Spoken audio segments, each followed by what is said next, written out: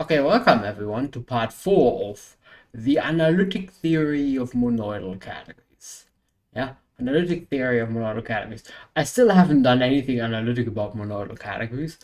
I will eventually, maybe, we'll see. So sometimes it's a good strategy to just give it a fancy name, analytic theory, monoidal categories, two different things. Monoidal categories looks to people usually more like discrete mathematics, logic maybe. Analytic theory is more like calculus. It looks very different, so you stick them together, but essentially you will never talk about anything in your title. That's a good strategy. Now, I will get there. Anyway, this is part 4. Yeah. So if you haven't seen part one, 2, 3, I usually would say maybe this is not for you. But I think this one is fairly self-contained actually. Not really, not quite. No, not really. It's fairly self-contained, not quite, maybe, but not so far away. Anyway, so it's kind of the strategies to avoid counting. Obviously, it is an advantage to have seen strategies to avoid counting 1, 2, 3. No, it's probably not an advantage. I take that back. Obviously, you have wasted your time watching 1, 2, 3, but good advice here. Don't waste your time watching part 4 if you haven't seen 1, 2, 3. A lot of ramble. A lot of ramble. I'm just in a very good mood right now, maybe. Anyway, so today I would like to tell you about like the Chauvel duel story.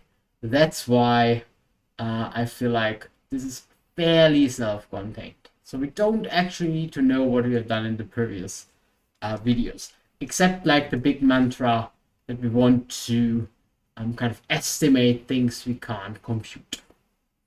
But maybe you're more like a classical representation theorist. Shame on you. Just kidding. Maybe you're more like into questions of finding dimensions of representations or something, which is not what usually people do in the monoidal world. Sure, there is some intersection, whatever, but maybe you're really not into decomposing tensor products or decomposing or monoidal categories or something like questions of that type. Maybe you're more into other type of counting questions in representation theory, right? Fair enough. Again, shame on you. Like, obviously, that's fair enough. Everyone has their own favorites, so that's totally fine. And today I would like to tell you about the Chauvel duel story, which really, in the end, is more about like counting dimensions than really decomposing tensor products. But we'll see how it is related.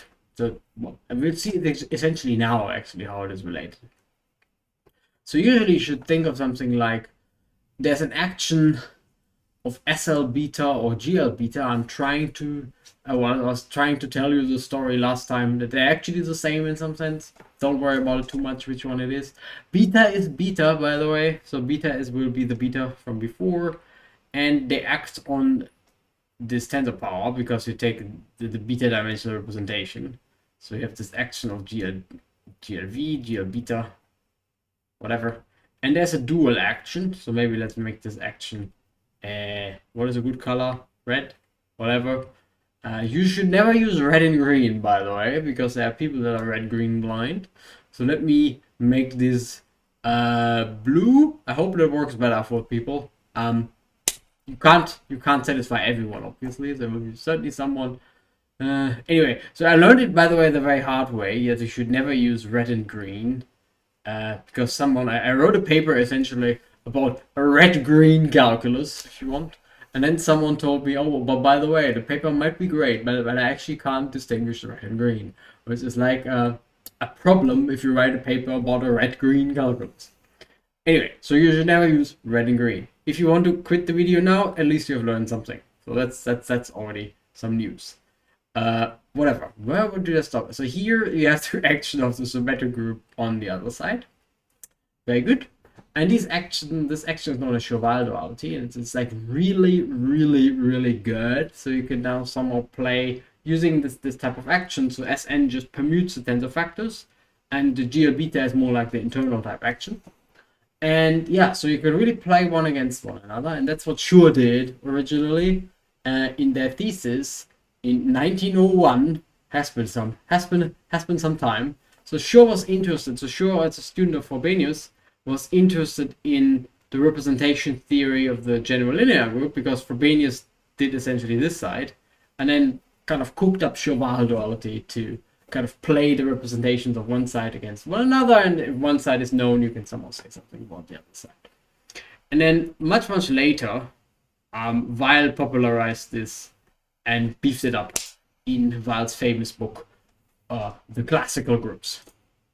So the wonderful and terrible book, as people tend to say, Weil's book on the classical groups. And classical groups like GLA. Anyway, so what I've told you so far, and this is where I was kind of a little bit lying that you didn't need to see the previous talks actually, but it won't appear too much. But anyway, we have studied the number of indecomposable summons. We kind of were always on this side of Chauval duality. So here is where my Bn lives, and the Bn question lives. And if you just believe, and you should, because Shaw was a very smart person, and Weil also was a very smart person, obviously, and several other people who worked on this were also very, very smart. Anyway, they tell you that this duality is actually really good. So what is actually on this side of Chauval duality? Yeah? If you push kind of the Bn over, what is happening on the other side? Alright, so take the Chauval dual of Bn. That's what I was trying to explain in this talk. Hope that makes some sense. And somehow then the monoidal story vanishes, and you can be the classical representation theorists who like to study dimensions or simple representations of symmetric groups, something like that. Anyway, so essentially the following theorems, Chauval dual of Bn.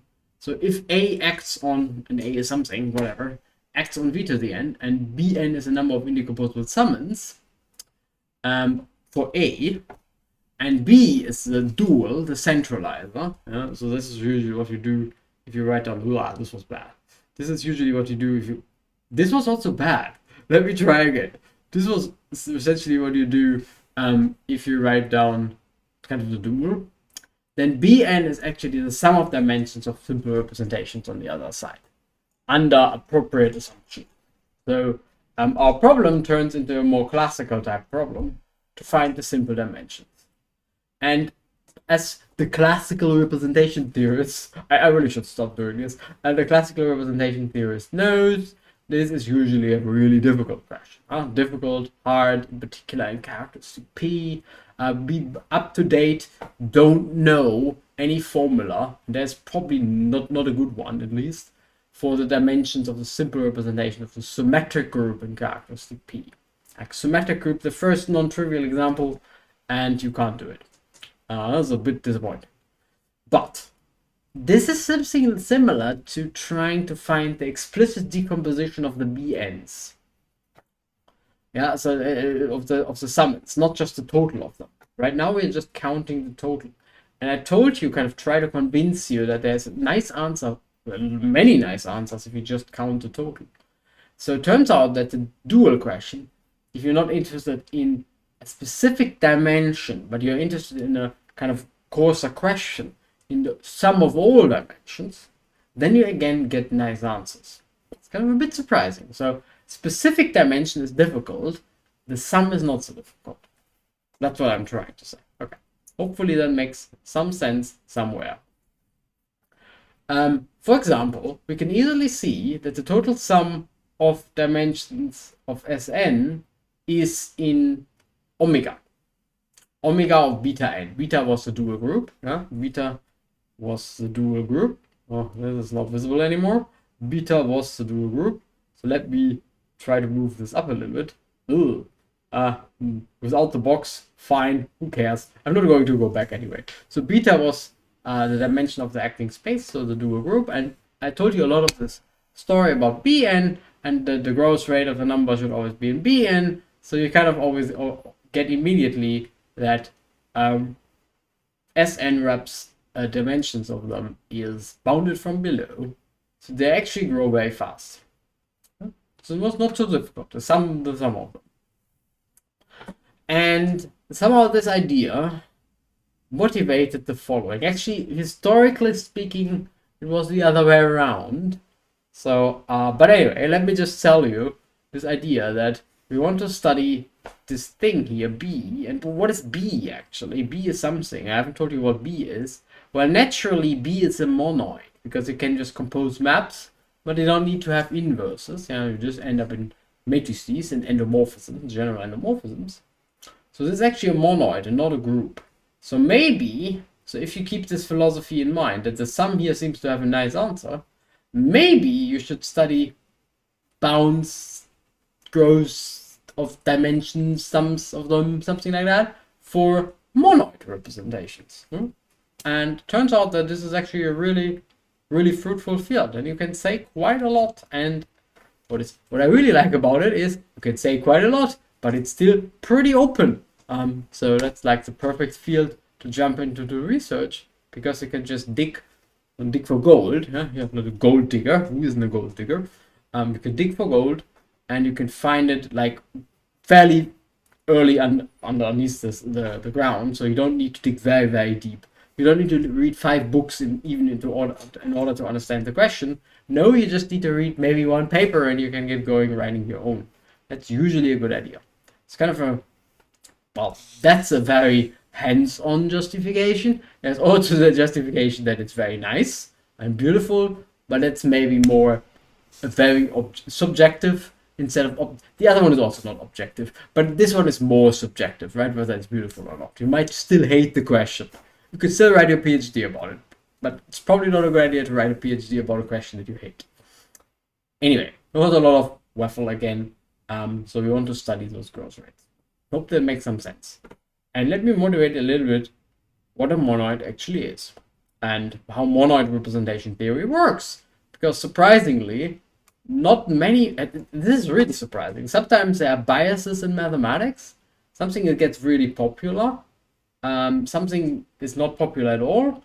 And there could be A is popular and B is not popular because A is powerful and easy and B is kind of not powerful and difficult. Group representation theory is clearly powerful and over the complex numbers like easy. And monoid representation theory, that's essentially completely unpopular. Nobody really studies that for some reason. It's like a little step up. It's not much more difficult. I really don't understand. Anyway, I like monoid representation theory, and I'm going to motivate what it is. So monoid is really in this beautiful picture that I stole from Mathematica, that I stole from Wikipedia. You have this little cut in the middle. Here's a non-associative things. You don't want to study representation of non-associative things. Representation theory is about representing an object on matrices. Yeah, if it's not associative, you can't really do that. So let's really ignore this up stuff here. This is difficult, but everything else is kind of nice. And essentially the only difference is this divisibility step that goes, what is it? To the southwest, I guess. Yeah. Southeast corner is my nice representation theory. The monoid is essentially, okay, there is not really any difference between a semigroup and a monoid. One of them has an identity, the other one necessarily doesn't have need to have an identity. You could always adjoin an identity for free. So it without changing anything, so it really is a bit stupid.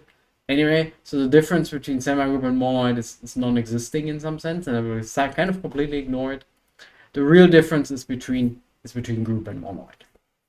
So monoid like a group but without inverses, which is more like the symmetries of life, because life is not invertible. Yeah. So if I jump out of the window, then I can't invert that operation anymore. In a group, in a group, I could invert that operation. Yeah. So life is more like a monoid. Yeah, I can't undo my mistakes. Jumping out of the window is actually not a mistake. I really should do that. But in general, I can't undo my mistakes. And in a group, you can. Right? This is like a crucial difference between the monoid and the group. So for me, always one motivation to study monoids is they're really mimicking life. Right? Group is somehow people like groups because I don't really know why they don't like monoids. Monoid is really more like life. I can't undo my mistakes. Maybe that's why people like groups, because then you could undo your mistakes. Anyway, so this is something I've said anyway. Adjoining identities for free, so I don't make any difference between groups and between monoids and semigroups. There's a fancy way of saying this if you like that. There's a category of monoids. There's a category of semigroups. There's a forgetful factor from monoids to semigroups, which forgets that the monoid has a unit, yeah, which forgets that the monoid is a monoid, and it has an adjoint, which is the unit factor. It's kind of this free adjointness, like a free vector space. It's really kind of a free construction. Anyway, I will not come back to this. I'm ignoring semigroups, but I'm somehow not really ignoring them. The real point is, and that's what I was trying to tell you, this monoid is like life. Yeah. So if information is destroyed, you can't recover your information. If you take a hammer and hammer very hard on your phone, yeah, let's say you would do that, you would just hammer very hard on your phone, then eventually the data will be lost. It's something you can't undo. Yeah, so lost data, you lost your phone. It's kind of point then of monoid theory. That must be the difference, if you just think about it, between monoid theory and group theory, would be to keep track of this information loss. And within some block of equal information, we should have groups. That's how it should look like, and that's how it does look like, which is kind of nice. Yeah, and monoids appear naturally in categorification because they are somehow like a category, but I'm not going to talk about categorification anyway. Let me rather give you an example of a monoid. Any group is a monoid, in case you haven't noticed that. Yeah, sure, okay, fine. not a very exciting example. Why do I use green? Nobody can read green, at least not on this background. Any multiplicative set, multiplicatively closed set of matrices, yeah, that's monoid. So matrices, really nice. So, symmetric group is automorphisms of 1 to n, and I really like to draw those little string diagram pictures. This is one line notation. So 1 goes to 2, 1 goes to 2, 2 goes to 4, 2 goes to 4, 3 goes to 1, 3 goes to 1, and so on and so on and so on. And I just draw those little rotation diagrams. Again, one line notation. And I could do the same, but instead of writing automorphisms, so bijections, I just write endomorphisms, so any map. And yeah, one line notation, so 1 goes to 2. I just said green is bad. Let me try a different color. 1 goes to 2. Wonderful. 2 goes to 3. Excellent. 3 goes to 1. So far, so good. But then 4 goes to 3 as well. What is going on here? 4 goes to 3 as well. So I just draw this little merge type thing. That's like permutation diagrams, but with merges. And I just put the little stop here at the top just to remind myself that this is not in the image. So you will not see 4, 6, 7, and 8 in the image. And here you have everything goes to 5. So it's just a big merge vertex. So that's a transformation monoid. It's like the symmetric group, but you have those little guys here. You merge things together, like in a map. More examples. Integers are groups, natural numbers are monoids. Right? Natural numbers is kind of some of the nicer structure in some sense. Whatever. The cyclic group is something generated by A, and A to the n is 1. The cyclic monoid is something generated by A, but A to the n is not 1, but A to the n has an offset, so A to the n is n plus p. So what this does is it behaves like a polynomial ring where you go a squared, a cubed, a whatever, you just go up, and at one point you just start cycling around. So yeah, so that's the cyclic group. So you go something like 1, a squared, and then you start cycling around depending on p. So a cubed, and maybe a to the 4th, and maybe a to the 5th is a cubed, and you just start cycling around, and you see a cyclic group z equals 2z, for example. And but before you can't go back to a squared, like this offset of lost data. Hope it makes some sense. Groups are kind of random. We saw that picture. Monoids have a much the starry night, my favorite picture. Don't forget the starry night. Monoids have a much more straightforward behavior. So the number of monoids just grows, and it grows fast, like fast. And again, getting this number is difficult. So, but you can study the growth rate of this curve. Okay, So monoids have almost no structure, and there are zillions of them. Yeah, monoid is essentially just a set with a multiplication rule. That's it. And there are zillions of them, so it's not clear whether there should be any satisfying theory. But there is. There is. We don't need it today. It's called Green's theory of cells or Green relations. But it kind of does pulls the string in the background. So they said again, we don't need this box. That's why it has this funny color. My favorite color, purple. We don't need this box, but essentially you should pause for a second and wonder. There are a lot of monoids. They have essentially no structure. So it's a bit like set theory. There shouldn't be a rich theory. It should be a very, very kind of shallow. But turns out that there is actually a rich theory, which is kind of surprising. I like that a lot. Anyway, let me show you now. Let us do some analysis, right? So that's the whole point. Analytic theory of monoids in this case. Okay, let's say S is a monoid. So S, my notation, why do you call monoid S? Well, really, in the semi-group literature, it's almost always S, and they just took that, and I just told you to forget about semi-groups, and there's a semi-group again. What can I do? Anyway, so there's a group sitting in the semi-group, and that's a group of units. Okay?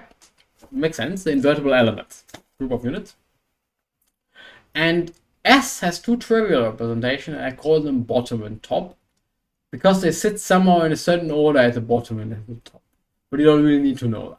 But anyway, there are two trivial representations. The bottom one, where, well, every invertible element, if you act on a one-dimensional space, every invertible element has to act by an invertible scalar. So up to scaling it out, the one scalar that comes to mind would be every invertible element act as one. So this is this thing here. Every invertible element acts as one. But for all other elements that are not necessarily invertible, there are two choices. They can either act as 0 or they can act as 1, right? And this distinguishes those two representations. Okay? It's really distinguishing whether you want to act with certain with the non-invertible elements by 0 or by 1. And we have those two representations, two trivial representations. Both of them destroy essentially all information. That's why they are trivial. But yeah, you have two of them. Yeah, and they call them the bottom and the top representation. Okay, makes sense? Wonderful. So if S is a group, yeah, then the group of units is S. What a surprise. And then those two representations actually agree, right? Can you see that? Yeah, exactly. And this is an if you don't if. So that you have two trivial representations is one of the differences between monoids and groups. Hope that makes some sense.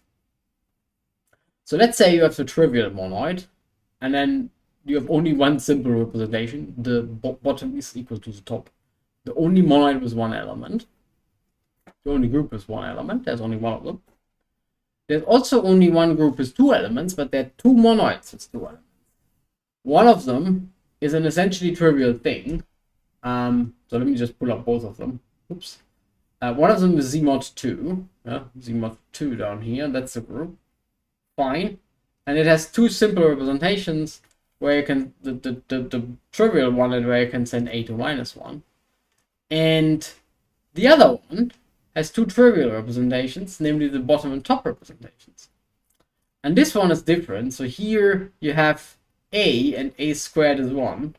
But there's one other choice, namely you can say A squared is A, and that's the top one. A is not invertible in that thing. So A is really a non-invertible element, and you can see that this guy has just two simple representations, a top representation and a bottom representation. Right? Here you have two, given by choosing a sign. Here you don't. That makes some sense. Okay, and kind of the notion which was motivated from ideas in cryptography is the following. So we call any direct sum of them, we call this trivial, because essentially all information is lost. Yeah? We just have two of them, so fine, we take two of them. And the representation gap, my favorite picture, in case you haven't noticed that, we had it last time as well.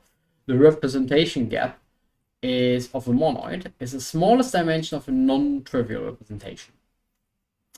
And either we want to go over all or over all fields, or we specific or go for a specific field, but it's the smallest dimension of a non-trivial representation, and non-trivial means anything that doesn't look like this. Yeah, anything that is not a stupid direct sum of the trivial.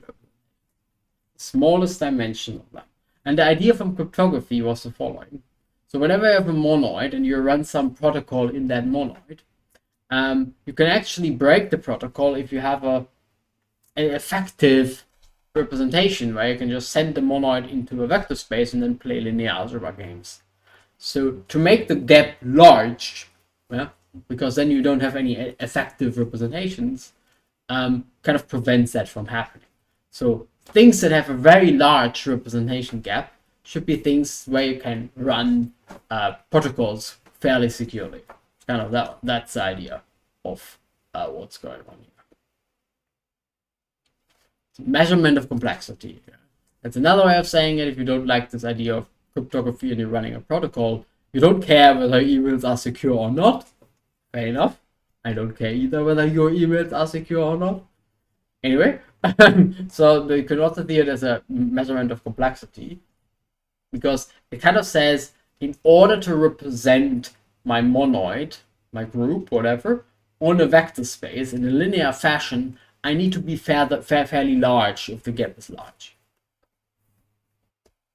Yeah, hopefully makes some sense, right? So it's kind of the complexity. The larger, the more difficult in some sense the monoid is. And people have studied upper and lower bounds. I just explained to you the one for cryptography. You want it to be large, but if it's small, it's easy, and you can, for example, easily compute group cohomology or something. But I will focus on the large ones because they're somehow more exciting. I want my monoid to be difficult. So if you play this cryptography game, that's something funny. So in all other parts of mathematics, on computer science, you're always happy when something is easy. In cryptography, you're happy when something is difficult. That's something new. It's good. Something new. Anyway, not quite true, but completely fine for today is the following. The wrap gap is the smallest dimension of a simple representation. And either with a K, then I focus on then I fix the field, or with a star, then I just run a wall. And it makes some difference because it will depend on the field, right? And the smallest dimension of a simple representation will depend in general on the field. Cool. So let's do an example. So for our two boring things, we just define them to be 0. That's not exciting. Let's just do it. Anyway, for groups, for Z-mod 2, the gap is 1 because the first non-trivial representation is of dimension 1. For a symmetric group, the representation gap is also 1. Yeah. Why is it also 1? Because it has a sign representation. So it's also 1. For other more exciting groups, it actually gets much bigger. So the representation gap of the monster is whatever. This famous number, very famous, 196,883. And now I'm just curious how famous this actually is. Live. I'm doing something live. That can fail. We'll see. I just put this number into Google and we'll see how famous this number actually is. 883. So let's see. We have trouble finding the site because I'm not connected to the Wi-Fi. That happens if you do it live. But you can fix that immediately. Oh, there you go. It appears immediately in conjunction to the monster. Yeah. Yay! And there's another one. And there's another one. Yeah, the +1 is also important. Why is it important? There's a Quora question. There's a Reddit question. Mysterious Moonshine. There's a 3 blue 1 round video, which I highly recommend. There you go. It's a very, very famous number. And yeah, in this case, the wrap gap is actually that number. And then there are other examples. But something happens, something funny happens for the monster, for example. In characteristic 2, you can go one dimension lower. There has a little bit of a more exciting representation. But anyway, so this is kind of what you should have in mind, what the representation gap is. And I just told you here, it really depends on the field. In characteristic 2, you can do one better for the monster, in case you weren't aware of that. Anyway, so we have this funny monoid. but it has non-trivial extensions of dimension 2. And the diagram monoids, my favorite ones. Yeah, I will tell you. These are surprisingly fantastic because these are the Chauval dual ones. So Chauval duality tells you should expect, well, you have this growth, exponential growth, the beta theorem, remember. Beta theorem from talk number 2. In case you haven't seen talk number 2, don't worry about it. You should expect very large representation gap for those. And yes, they have very large representation gap. So they are really difficult to represent on a linear space, which makes them interesting from the viewpoint of cryptography, because everything we have seen so far has actually pretty small representation gap. I mean, this number here looks like it's large, but compared to the order of the monster, it's actually not that large. So I should be aware now what the order of the monster group is. Well, what can we do if we have no idea what's going on? Well, we can ask order of the monster group. We can ask Dr. Google. Dr. Google should know that. Oh, well, it tells me what the monster group is. That's fine. So let's have a look at the order of the monster group. Somewhere here, maybe. Oh, yeah, there. 8 times 10 to the 5, 3. Well, that's pretty large. It's somehow much larger than this one. So somehow this number looks large, but compared to the size of the monster, it's maybe not that fantastic. So that's where those diagram monoids came into the game, because actually they do quite well when it comes to the representation gap. Well, in the senses of we want it to be large. What you could also do, you could study the faithfulness, the smallest dimension of a faithful representation. I won't do that, but I also did that. Someone also did that. I'm Burnside. Nice to meet you. So people already did that. For example, for symmetric group, again, very efficiently goes to n-1. So there's an n-1 dimensional faithful representation. For the transformation monoid, you can do almost the same, and then it all again depends on the field. But I'm not going to talk too much about it, but it somehow makes sense also if I talk about an efficient representation to instead study the smallest non-trivial simple. I should study the smallest non-trivial faithful, so injective representation. Fine, not going to do it, but people have done it. Anyway, kind of the gap is somewhat a little bit of a better bound in the sense that it's always smaller than the faithful one. And some things can have actually really efficient representations. So the braid group, for example, is known to have a really tiny representation gap and faithfulness, the other way around, representation gap and faithfulness compared to its size, because it's actually infinite. So it's actually really difficult to find a group which is not completely insane. So some groups don't have any fundamental representations at all in non-trivial. But to find a group that's somehow, let's say, finite and has a large representation gap, that seems to be really difficult. And it was a motivating part for the story, because we were studying the monoids, and it turns out that monoids actually tend to have, or at least there are some monoids with a fairly large representation gap. And remember, we wanted to do that for cryptography reasons, right? We want large representation gaps. And again, from our story, the Chauval dual suggests that we have a big gap because the number of indecomposables grows fast. That was the whole point. That was the whole point of the beta theorem. And the dimension on the other side is exactly this number. The sum of the dimensions on the other side is exactly this number. So if the sum of dimensions grows exponentially, and you remember what again, a back reference to a previous video, I'm very sorry. I can also tell it to you like this. If you take the binomial, there's this usual behavior. The numbers tend to cluster. So if the dimensions grow very fast, exponentially, and you believe this clustering of things, that certain submonoid should have really, really large representations. Yeah? And that's exactly what happens. I hope that makes some sense. And I'm just studying the easiest Chauval dual monoid. Well, the easiest interesting one is the Chauvel dual of this guy, SL2C acting on C squared. Yeah, and then of course tensor powers of those guys. Because that's the first non-trivial one that shows up. And it's called the temporally leap monoid. Kind of really nice. You couldn't ask, probably I didn't try. I don't do this live. I'm too scared to do it live. Probably ChatGPT will fail me. But you could ask whether ChatGPT can write you code to study the temporally leap monoid in some programming language like GAP. So GAP can do that. And how GAP would do it is here, and how people do it.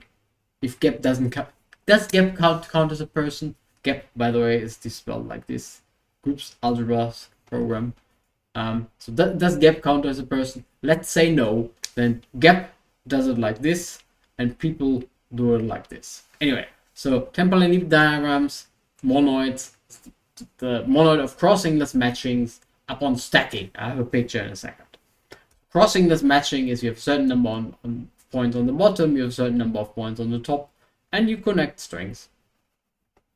And the GAP version of doing this is you label the strings at the bottom 1, 2, 3, 4. You label the strings at the top -1, -2, -3, -4. And you just record what the partition defined by the diagram is. So here you have 1 and -3, for example. So you have 1 and -3. You have 2 and -4. 2 and -4. 2 and -4. Here is the next one. And whatever. You have 3 and 4. And -1 and 2. Anyway, so either you like diagrams or you're GAP and you like partitions, but in any way you get this funny monoid where you can just get this crossing, this matchings. And the number of strands is the index here. So we have 4 strands at the bottom and top, TL4. A little bit of a misnomer, by the way. Temporally leap actually was discovered way earlier. One of these things that have been rediscovered a zillions of times because it just comes up naturally if you like to play with things. You just connect a certain number of points on the bottom and top, and you get this really nice monoid where the multiplication rule is take a diagram, yeah, and stack it on top of another diagram. Yeah, so let's say you stack the left one on top of the right one. And whenever you see a circle, you get rid of the circle. So really, just get rid of the circles. For us, delta is 1, so you just don't have any circles. Just get rid of the circle. Stacking diagrams, getting rid of circles. That's the temporally leap monoid. Okay, and really temporally leap is Chauvel dual to what I just said. Just for this one specific parameter, usually the parameter would be -2, which is minus the dimension of the two-dimensional representation. No surprise.